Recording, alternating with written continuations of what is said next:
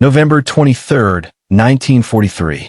26,000 feet above the frost-covered fields of western France, the air tasted of metal and kerosene.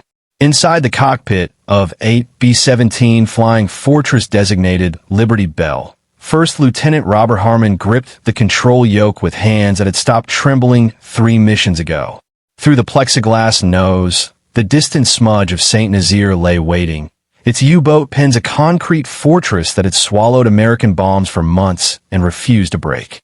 The formation around him, 36 heavy bombers arranged in their combat box, droned forward with the terrible inevitability of a funeral procession. At this altitude, the cold penetrated everything. It seeped through flight suits, froze moisture in oxygen masks, turned metal controls into instruments of pain. But the cold was the least of their concerns. Somewhere below, concealed in the winter haze, the Luftwaffe was climbing. The B-17 flying fortress had earned its name through promises of invulnerability. 13 50-caliber machine guns bristling from every angle. Armor plating protecting vital systems. 4 Wright Cyclone engines capable of limping home on 2. The Boeing engineers had designed a bomber that could absorb punishment and continue flying, a fortress that would defend itself while delivering its payload of democracy and high explosives onto the industrial heart of Nazi Germany. The doctrine was simple, elegant, and repeated in every briefing room from England to North Africa. Maintain formation, concentrate defensive fire, stay in a box. Never break formation. Never deviate from the bomb run. The massed firepower of 36 bombers, each with its complement of gunners, would create an impenetrable sphere of lead that no German fighter could penetrate without suffering catastrophic losses. This was the theory. This was what they taught at the training schools in Texas and New Mexico, where the sun was warm and the bullets were imaginary. But November 23, 1943, would reveal the fatal flaw in the doctrine. The Luftwaffe had been studying American tactics with the same analytical precision that German engineers applied to tank design and rocket science. For weeks, Oberleutnant Egon Mayer, a slight man with 52 aerial victories and a mind like a steel trap, had been poring over combat reports. He visited crash sites, walking among the twisted wreckage of B-17s, measuring angles, noting armor thickness, observing where bullets had penetrated and where they had been deflected. He interviewed his pilots, comparing their approaches, their gunnery techniques, their survival rates. And he had identified the weak point. The nose of the B-17, that magnificent glass dome that gave the bombardier his view of the target, was protected by a single .30 caliber machine gun. 1 rifle caliber weapon against a Focke-Wulf 190 approaching at combined closing speeds exceeding 500 miles per hour. The mathematics were brutal. The pilots in the cockpit, separated from attacking fighters by nothing more than thin aluminum and plexiglass, became the most vulnerable targets in the entire aircraft. Mayer had devised a new tactic, the head-on attack. When the Focke-Wulf 190s of 3/JG2 swept in to meet the American formation that afternoon, they came from ahead and to the left, flying in ketten of 3 aircraft. The bomber gunners, trained to track targets from the rear and sides, found themselves facing an entirely new geometry of death. The German fighters approached with such speed that defensive fire became nearly impossible. Gunners hesitated, knowing that a stray burst could strike friendly aircraft in the formation. Pilots watched, helpless, as cannon shells walked toward their windscreens at closing speeds that turned seconds into milliseconds. The first B-17 took hits in the starboard wing. The wing separated. The flying fortress, 65,000 pounds of aircraft and crew and bombs, inverted and spun earthward like a broken toy. No parachutes. Robert Harmon watched this happen from 300 yards away. He saw the Focke-Wulf's guns flash. He saw the tracers converge. He saw the wing fold upward, impossibly, the way paper folds when you crease it too hard. And he understood, with the clarity that comes when death shows you its face, that the doctrine was obsolete. The combat box, that geometric perfection of overlapping fields of fire, had been defeated by German ingenuity and basic physics. They would all die if they maintained formation. They would die in their seats, following orders, adhering to doctrine, staying in the box. Unless someone broke the rules. The second wave of Focke-Wulfs was forming up for another pass. Harmon could see them, tiny crosses silhouetted against the winter sky, positioning themselves for the killing approach. His co-pilot, Lieutenant James Kellerman, was calling out positions over the intercom, his voice tight but controlled. The ball turret gunner was traversing his twin 50s, tracking targets that moved too fast for human reflexes. The waist gunners were firing in disciplined bursts, conserving ammunition, doing everything the training manuals prescribed. And it wasn't enough. It would never be enough. The B-17's maximum level speed at 26,000 feet was 287 miles per hour. Its cruising speed, the velocity at which it could maintain formation and conserve fuel for the long flight back to England, was 182 miles per hour. Its maximum indicated airspeed, the red line on the dial that separated flight from structural failure, was 225 miles per hour. These numbers were sacred. They were printed in the pilot's handbook, emphasized in training, enforced by regulations written in the blood of test pilots who had pushed aircraft beyond their limits. A B-17 was not a dive bomber. It was not designed for high-speed maneuvers. Its wings, engineered to carry heavy bomb loads across long distances, could tear off under excessive stress. Its control surfaces could flutter and separate at speeds above the maximum. A B-17 in a dive was a dead aircraft. This was doctrine. This was physics. This was inviolable truth. Robert Harmon looked at the airspeed indicator. He looked at the altimeter. He looked at the approaching Focke-Wulfs, now 3,000 yards out and closing. And he made a decision that would either save his crew or kill them all in the next 60 seconds. He shoved the control yoke forward and rolled the aircraft into a dive that Boeing engineers had never intended, that training officers would have classified as suicidal, that every instinct and regulation and hour of instruction screamed was impossible. The nose of Liberty Bell dropped toward France. The horizon disappeared, replaced by a view of winter farmland racing upward at impossible speeds. The airspeed indicator needle swung past 200, past 225, past the red line that marked the boundary between aircraft and wreckage. The engines, suddenly unloaded, screamed at maximum RPM. The wings flexed and groaned. Rivets popped with sounds like small-caliber gunfire. In the back of the aircraft, the gunners felt their stomachs rise into their throats as the force of the dive pressed them against their harnesses. The bombardier, Lieutenant Michael Rossi, watched the Earth approach through the plexiglass nose and began praying in Italian, the language of his grandmother, because English seemed inadequate for this particular conversation with God. Harmon's hands on the control yoke were the only calm thing in the aircraft. He was not panicking. He was calculating. A B-17 in a 45-degree dive from 26,000 feet would gain approximately 15 miles per hour for every 1,000 feet of altitude lost. At 20,000 feet, Liberty Bell was indicating 280 miles per hour. At 15,000 feet, the needle touched 310. The wings were still attached. The tail surfaces were holding. The aircraft was doing something it was never designed to do, and it was surviving, and somewhere in the back of Harmon's mind, a small voice was noting this fact for future reference, should there be a future.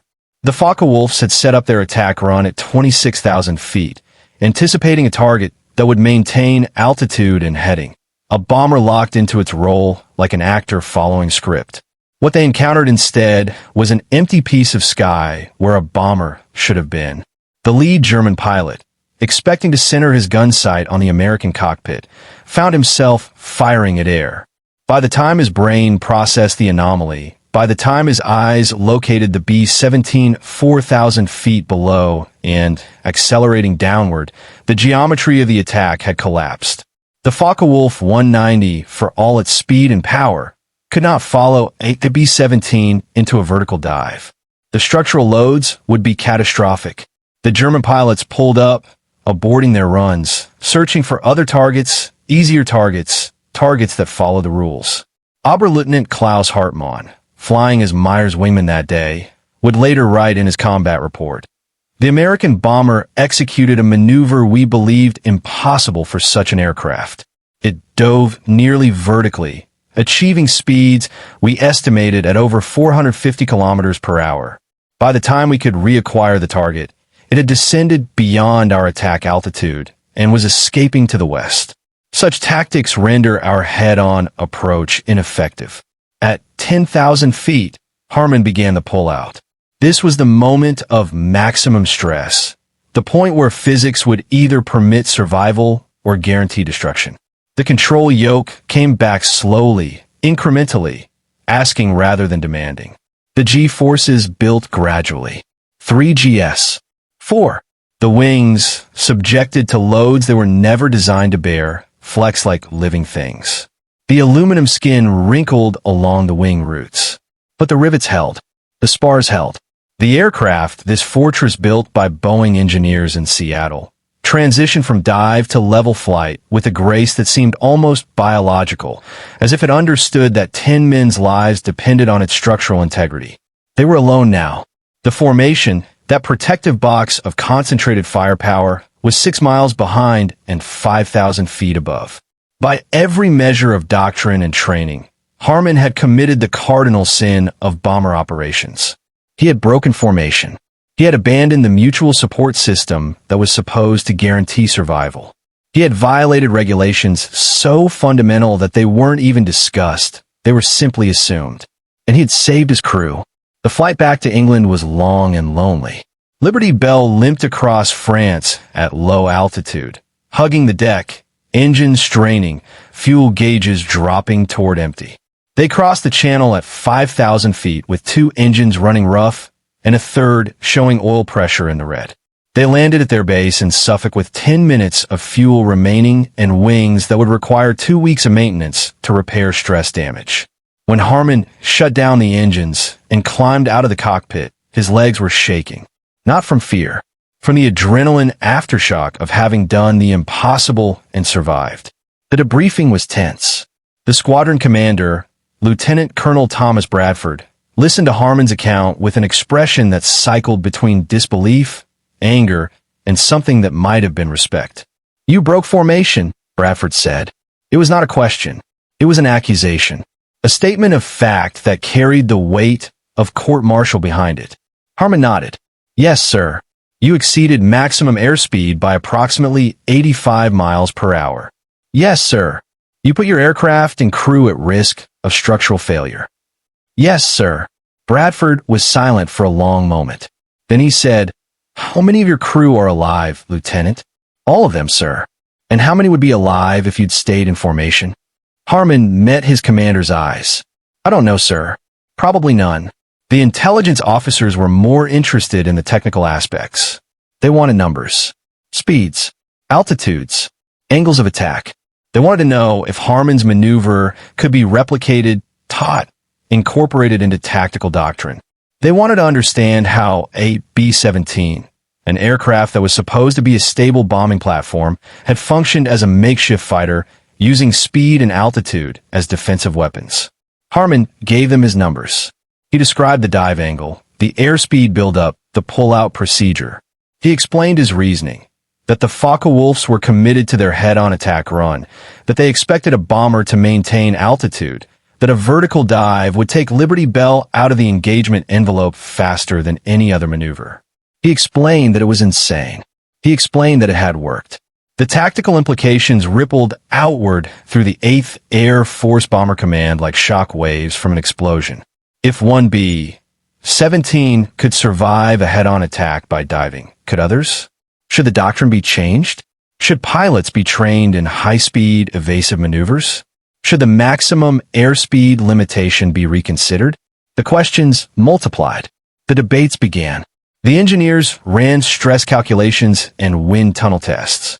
And gradually, reluctantly, the institutional mind of the Army Air Forces began to accept an uncomfortable truth. That survival sometimes required breaking rules, that doctrine was a starting point rather than scripture, that a pilot's judgment in the moment of crisis might supersede months of training. Not every pilot who attempted Harmon's dive trick survived. The B-17's structural limits were real, not imaginary. On December 17, 1943, a bomber from the 306 Bomb Group attempted a similar maneuver over Bremen and suffered catastrophic wing failure at 18,000 feet. The aircraft disintegrated. No survivors. On January 11, 1944, the B-17 from the 381st Bomb Group successfully executed the dive, but could not pull out in time. It impacted the ground at 400 miles per hour, creating a crater 60 feet wide. The wreckage burned for 3 hours. The technique was dangerous. It violated safety margins. It required split-second timing, iron nerves, and an aircraft that was already being pushed beyond its design limits. But it worked often enough that pilots began incorporating it into their survival calculus, weighing the risk of structural failure against the certainty of cannon fire from a head-on attack. The Luftwaffe noticed. German fighter tactics, which had evolved toward the head-on attack as the most effective method of engaging American bombers, now had to account for targets that might not cooperate. Pilots reported bombers diving away from attack runs, escaping into altitude bands where pursuit was difficult, using speed and gravity as defensive weapons. The psychological impact was significant. German fighter pilots, who had grown accustomed to a certain predictability in American bomber behavior, now faced uncertainty. Would the bomber maintain formation, or would it dive? Would it fight according to the rules, or would its pilot do something insane? The mental calculus of combat shifted. Hesitation crept in, and hesitation in aerial combat was often fatal. Oberleutnant Egon Mayer, the architect of the head-on attack doctrine, was killed in action on March 2, 1944, during a bomber interception mission over France. His Focke-Wulf 190 was hit by defensive fire from a B-17 that, according to German records, had just executed a high-speed evasive dive and was pulling back up into formation. The irony was noted by historians decades later. The tactic he had developed to defeat American bombers had been countered by a tactic equally radical, equally dangerous, equally effective. The dialectic of warfare, thesis and antithesis, move and counter-move, played out at 400 miles per hour in the frozen skies over occupied Europe. Robert Harmon completed his tour of 25 missions on April 3, 1944. He returned to the United States, was promoted to captain, and spent the remainder of the war training bomber pilots in Texas. He taught them the standard procedures: formation flying, bomb run discipline, defensive gunnery. He also taught them something not in the manual. He taught them that survival sometimes required improvisation, that an aircraft's limitations were suggestions rather than absolute boundaries, that the difference between a living crew and a dead one might be a pilot's willingness to do something that seemed impossible. After the war, he became a commercial airline pilot, flying Constellations and later 707 seconds across the Atlantic. He never spoke publicly about the dive over St. Nazaire. It was simply part of his war, one maneuver among thousands, one decision among millions made by men who were trying to survive long enough to go home. The B-17 Flying Fortress became a legend. Its toughness, its ability to absorb damage and continue flying, was documented in thousands of photographs showing aircraft with holes large enough to walk through, missing tail sections, engines torn away, returning to base on prayers and aerodynamics. But the image of the B-17 as an invulnerable fortress, a bomber that could ignore enemy action and continue its mission, was always more myth than reality. The statistics were brutal. Of the roughly 12,700 B-17s built during the war, over 4,700 were destroyed in combat. The survival rate for crews was even worse. Of the 8th Air Force bomber crews who began operations in 1943, fewer than 1 in 4 survived to complete their 25 mission tours. The waist gunner positions, exposed on both sides of the fuselage, had casualty rates exceeding 60%. The ball turret gunner, suspended in a plexiglass sphere beneath the aircraft, faced similar odds. The men who flew these missions knew the statistics. They calculated their chances every morning in the briefing room, when the curtain was pulled back and the target was revealed. They knew that every mission reduced their odds of survival, and they flew anyway. The dive maneuver that Harmon pioneered never became official doctrine. It was too dangerous, too unpredictable, too dependent on variables that couldn't be controlled. But it entered the informal knowledge base that combat pilots shared among themselves, the unwritten manual of techniques that worked even if they violated regulations. When a bomber crew gathered in the barracks after a mission and traded stories, when pilots discussed tactics over warm beer in Quonset huts, when survival tips were passed for veteran crews to replacements, the dive trick was mentioned. Not as a recommendation, not as standard procedure, but as an option, a last resort maneuver for when the situation was desperate and the conventional responses had failed. A way to turn a 4-engine heavy bomber into something it was never designed to be. A diving escape artist that could outmaneuver fighters through sheer audacity and disregard for structural limits. The sound of Liberty Bell's engines, screaming in their descent through the winter sky over France, became a metaphor for something larger than aerial tactics. It represented the American approach to warfare, pragmatic, innovative, willing to discard doctrine when doctrine failed, trusting individual initiative over institutional rigidity. The Germans had engineered their air campaign with precision, developing tactics through careful analysis and systematic testing. The Americans countered with improvisation, with pilots who were willing to try things that seemed insane because the alternative was death. Both approaches reflected their cultures. Both had their successes and failures. But in the end, the American tolerance for creative rule-breaking, for subordinates who solved problems through methods their superiors had never imagined, proved to be a strategic advantage that no amount of German tactical brilliance could overcome. Decades after the war, aircraft engineers would study the stress data from B-17s that had survived high-speed dives. They would analyze the wing structures, calculate the safety margins, understand why some aircraft had survived maneuvers that should have torn them apart while others had failed. The conclusions were humbling. The B-17 structural limits were more generous than the engineers had realized, but not infinitely so.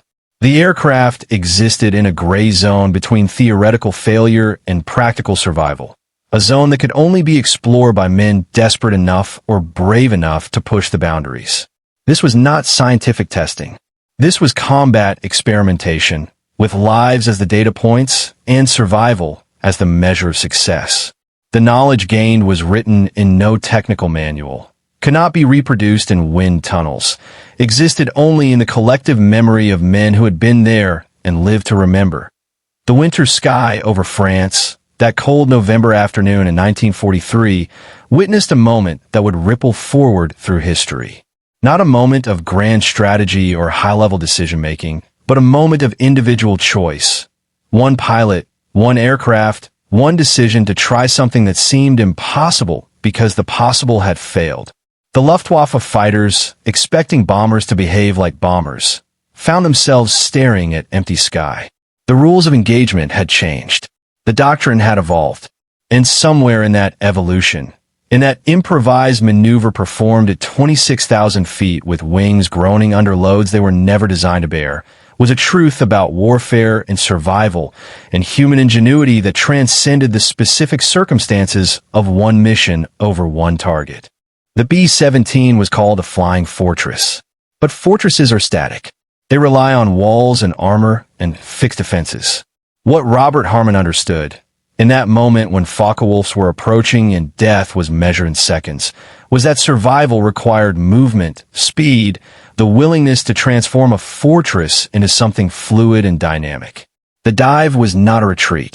It was an attack on the enemy's expectations, a weapon that existed nowhere in the arsenal except in the mind of a pilot who refused to accept that there were only two choices: stay in formation and die, or break formation and die. He found a third choice. He dove.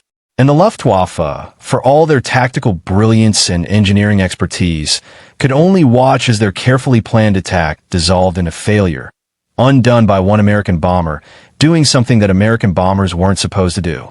That is the paradox of warfare. That is the advantage of a military culture that tolerates creative disobedience. That is why, when the historians tally the strategic bombing campaign and calculate tonnage dropped and targets destroyed and lives lost, they should also remember the smaller victories, The crew that came home when they shouldn't have, the pilot who broke the rules and saved 10 men. The moment when doctrine yielded to desperation and produced a tactic that would echo through the remainder of the war. The engines of Liberty Bell, screaming in their dive through winter sky, sang a song of survival. It was not beautiful. It was not elegant. But it was true. And on that afternoon above France, truth was measured in airspeed and altitude and the distance between a bomber and the fighters that could not follow where it dared to go.